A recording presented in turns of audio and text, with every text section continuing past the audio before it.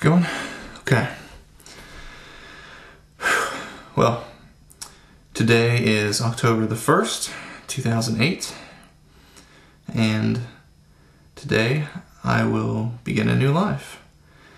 Over the next 31 days, I will be going into uncharted territory, against the social norms, against the will of my wife, against what is popular or acceptable amongst my friends, even against my own common sense and better judgment.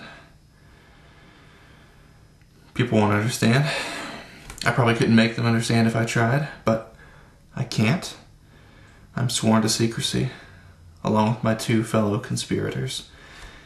This video will be the only record, our side of the story. Over the next 31 days, we will be mocked, impugned, scorned, shunned, laughed at, possibly feared. I can't say for sure. What will happen after this? I don't know. I don't know if anyone could know. But I've made my choice, and now I have to go through with it, no matter what. If modern men are too cowardly or too impotent to do what they should, my comrades and I must take drastic measures to awake them from their apathy.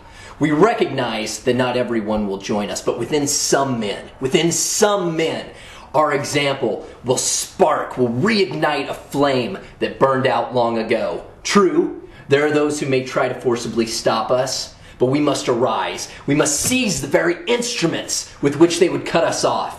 And with those instruments, we must cut them off. Is it possible some people will see what we're trying to do here is monstrous? Yeah, I can't rule that out. But really, I think this is just an example of the beast that lives within all men, trying to grow and flourish. I figure most people will see that in what we're trying to do in the end.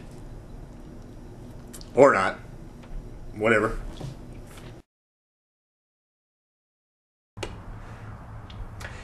Mankind's progression can only be checked, though I argue not completely stopped, by aggressive, even violent action. Today's world is the result of that. Our continual fighting, our bloodshed, is the result of our rebellion against what's natural. True that in setting the world right, in establishing our order, there will be losses, but those are acceptable losses.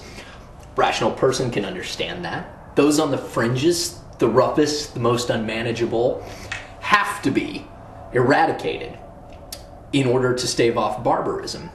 And of course, this cleansing must be done steadily, continuously, systematically, to avoid unnecessary bloodshed.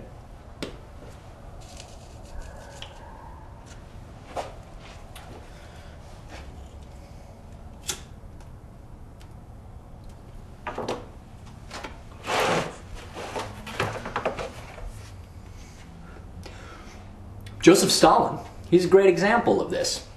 He understood that the removal of some is necessary to preserve order and to devote greater resources to those that remained. His sacrifice, his example, is an inspiration to all of us.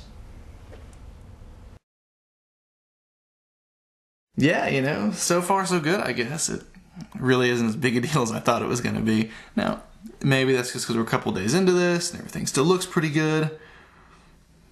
Admittedly, I am still a little bit nervous. I can't imagine that no one's going to notice.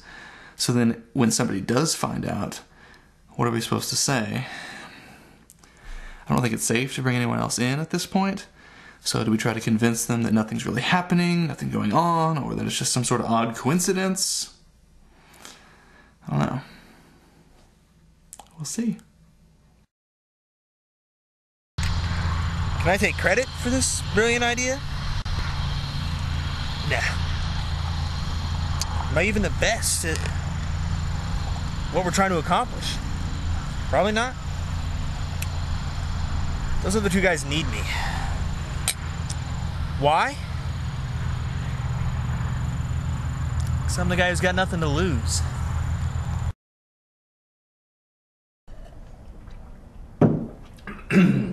So, one of the arguments that's been raised against our movement is that it's inherently misogynistic, that women are somehow by its very nature excluded. And to that, I respond, you underestimate women's potential for growth. And, honestly, I believe women are far more oppressed under today's values in today's society than they will be in ours. I believe our movement will liberate women. And as a result, I think women will rise to the challenge. I think many of them will rival even the most vigorous men.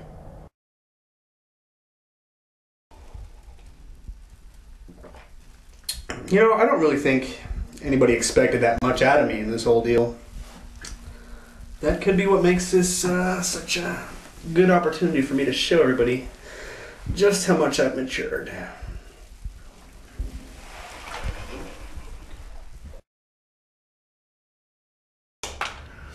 Of course, we are taking precautions, not out of fear, but, for the sake of good strategy.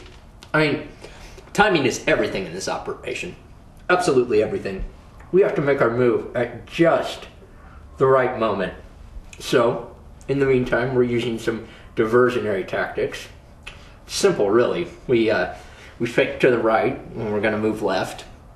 And we make it seem like we're all spread out when we are actually planning a very tight focus maneuver. Sort of blitzkrieg, really. Listen, what you gotta realize is all men are looking for something to live for. I mean, I've been spinning my wheels through life, and I haven't really found a purpose yet. Is what we're doing here risky? I mean, I can't say it's not. I mean, is it gonna add meaning and value to my life? Let's just say the only way to find out for sure is to try. Okay, so I'm not happy about this. I may have been fine to go along with this in the beginning, but this was never my idea. I have a good job. I just got my degree. I have a wife that loves me. We're thinking about maybe starting a family soon. I have a lot on the line. They want me to buy the cartridges. How do you not have them already? We only need one. I had to beg them to get down to a carton of 6. Okay, I may not be in charge of this thing, but that doesn't mean you don't need me. I have respectability, some semblance of a reputation. But they seem to think they can go and do this all without me. Toss me aside like some sort of disposable tool.